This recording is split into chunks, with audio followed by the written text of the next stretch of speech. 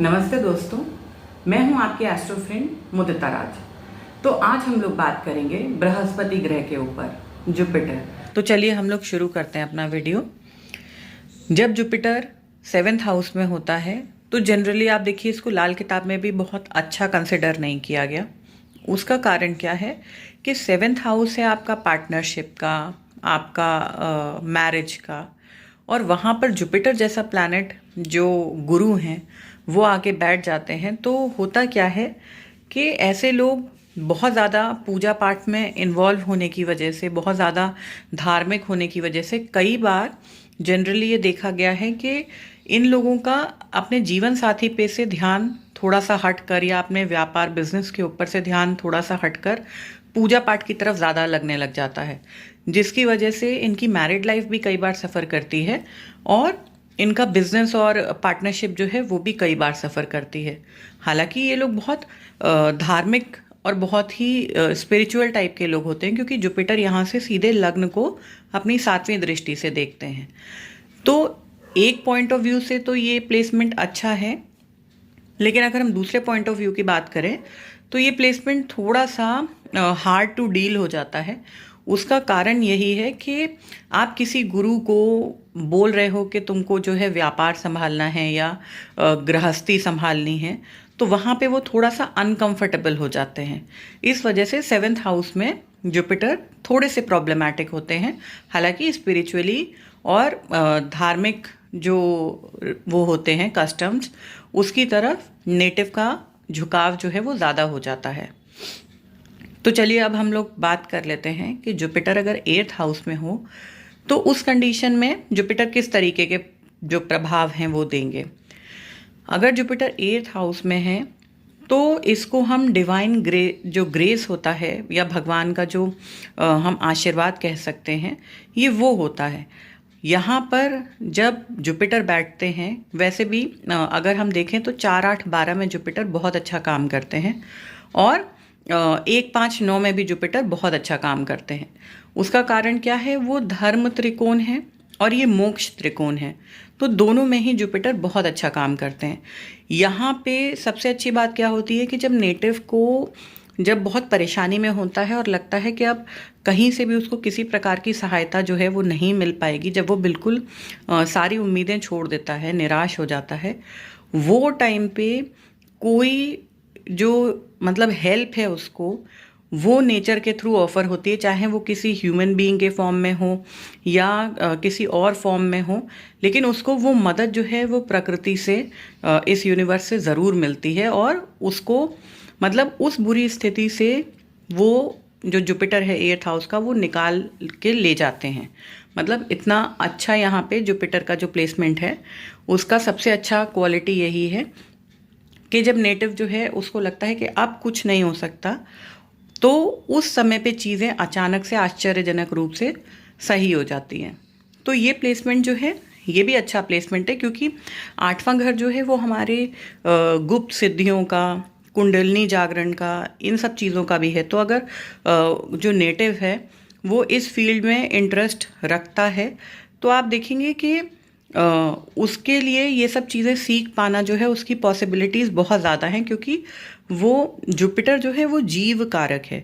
तो जीव ऑलरेडी अष्टम घर में बैठा है, मतलब जीव जो है वो अष्टम घर की चीज़ों से ऑलरेडी इन्फ्लुएंस्ड है बहुत ज़्यादा।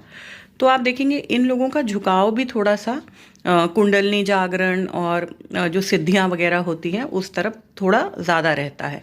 जैसे सपोज़ कर लीजिए कोई जो है वो ये चाहता है कि मैं हनुमान चालीसा सिद्ध कर लूँ या मैं गायत्री मंत्र सिद्ध कर लूँ, तो वो जो कैपेबिलिटी है वो अष्टम घर के बृहस्पति इनको देते हैं। तो चलिए अब हम लोग बात कर लेते हैं कि अगर जुपिटर जो है वो किसी नेटिव के 9th हाउस में हो तो उस स्थिति में क्या होता है। देखिए सबसे पहली चीज़ क्या है कि 9th हाउस जो है वो धर्म त्रिकोण का सबसे उच्च जो है वो भाव माना जाता है। जैसे 1, 5 और 9 माने एरीज, लियो और सैजिटेरियस, ये धर्म त्रिकोण है। तो इसमें सबसे स्ट्रॉन्ग धर्म त्रिकोण जो है वो सैजिटेरियस ही है, और जो कि जुपिटर की मूल त्रिकोण राशि भी है।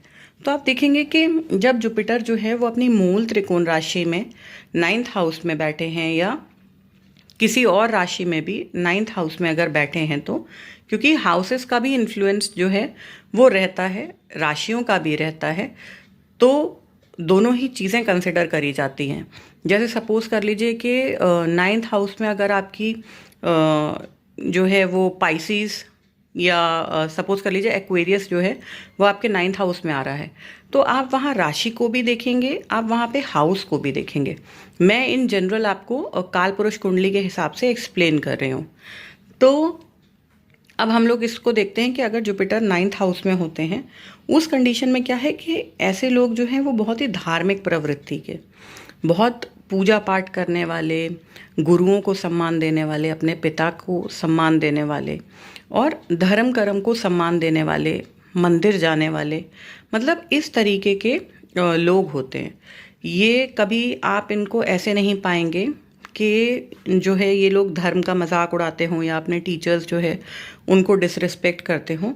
तो ऑल इन ऑल ये जुपिटर की बहुत अच्छी पोजीशन है, और क्योंकि ये धर्म त्रिकोण का सबसे हाईएस्ट हाउस है, तो वो चीज़ें जो नेटिव है उसके अंदर इनबिल्ड होती हैं कि मतलब कौन सी चीज़ें हमको एथिकली राइट है जो हमको करनी चाहिए, कौन सी चीज़ें ऐसी हैं जो मॉरली राइट नहीं है जो हमें नहीं करना चाहिए। माने सही और गलत का ज्ञान 9th हाउस का जुपिटर देता है।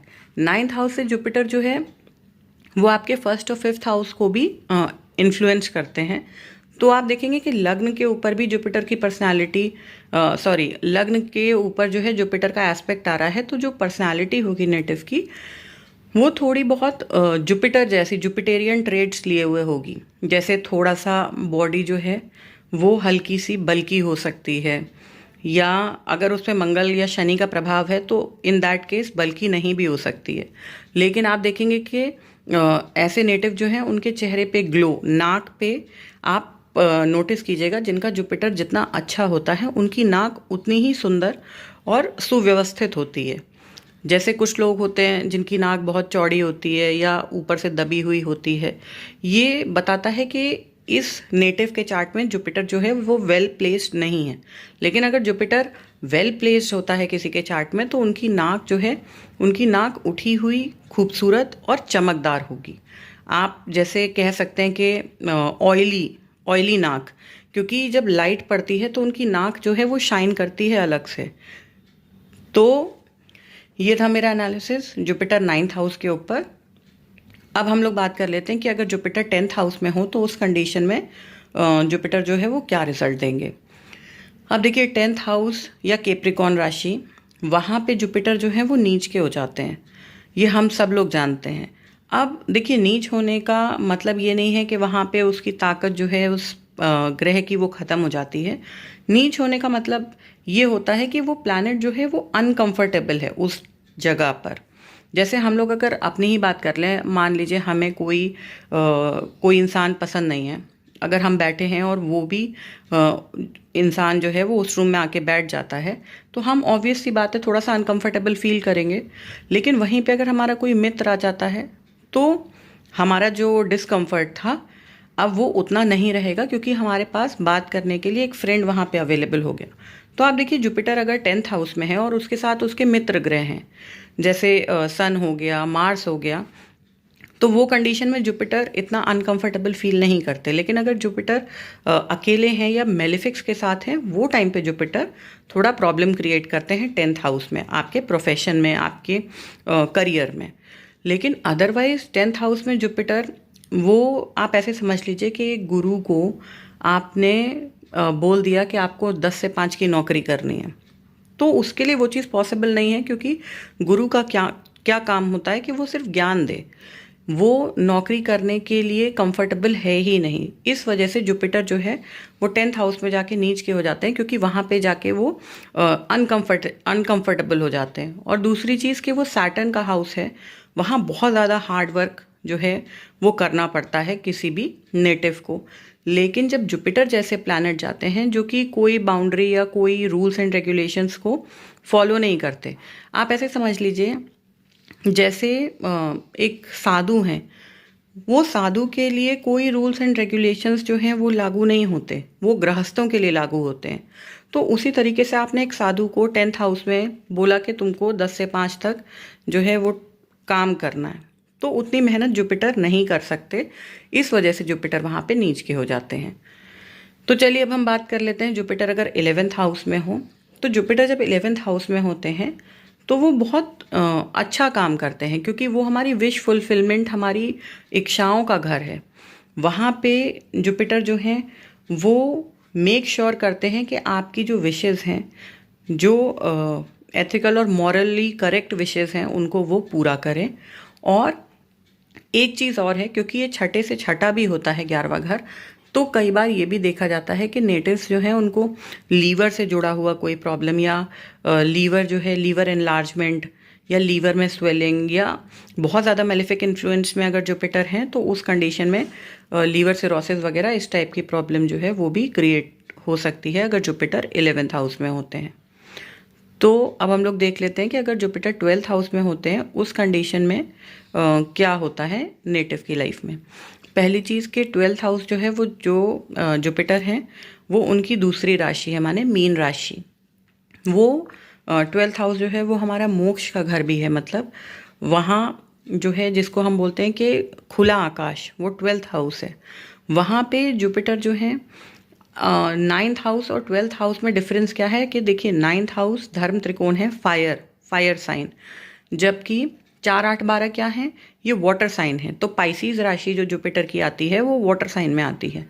अब वाटर जो है आप देखिए शुरू से और अंत तक वाटर जो है उसकी इम्पोर्टेंस क्या है कि जब आप अपनी माता के गर्भ में होते हैं तो भी आप पानी में होते हैं, और जब आप मर जाते हैं उसके बाद भी आपकी अस्थियां जो हैं वो पानी में ही प्रवाहित कर दी जाती हैं। मतलब हमारा जीवन का शुरू और अंत दोनों पानी से ही होते हैं।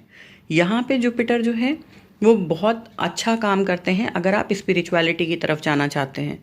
ये उन लोगों के लिए भी अच्छा है जो लोग फॉरेन से जुड़ के कोई काम करना चाहते हैं, विदेश में रहकर जो है वो कोई काम करना चाहते हैं, क्योंकि जुपिटर भाग्य के कारक हैं। तो आप विदेश जाइए तो आपका भाग्य जो है वो और ज़्यादा निखरेगा। अब इसका मतलब ये नहीं है कि हर आदमी जो है वो विदेश चला जाए। विदेश का मतलब ये है कि जहाँ पर खाना पीना और भाषा जो है वो चेंज हो जाए। जैसे अगर कोई नॉर्थ इंडिया में रहता है और वो साउथ इंडिया में चला जाए, उस कंडीशन में क्या है कि फूड, लैंग्वेज, सब कुछ उसके लिए नया है, तो उसके लिए वही चीज़ फॉरेन है। तो ज़रूरी नहीं है कि फ़ॉरेन का मतलब कि आपको आउट ऑफ इंडिया ही जाना पड़ेगा।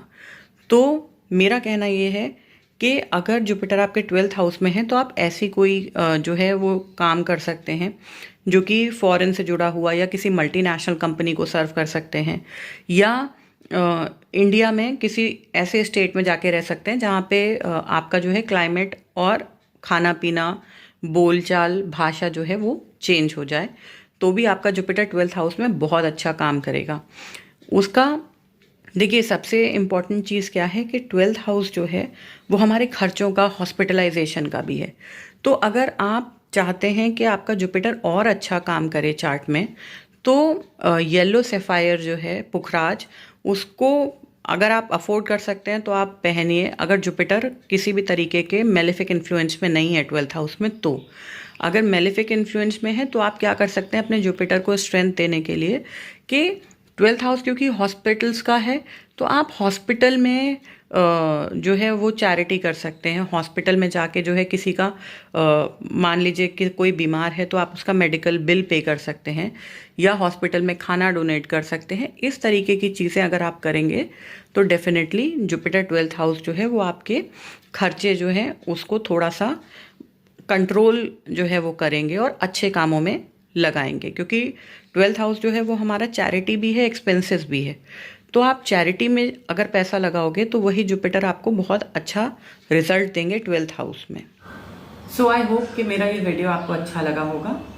हम लोग जल्दी ही एक नए टॉपिक के साथ मिलेंगे। तब तक आप इसी तरीके से मेरी वीडियोस को लाइक कीजिए, मेरे चैनल को सब्सक्राइब कीजिए। हम लोग जल्दी ही मिलेंगे अगली वीडियो के साथ। तब तक के लिए धन्यवाद।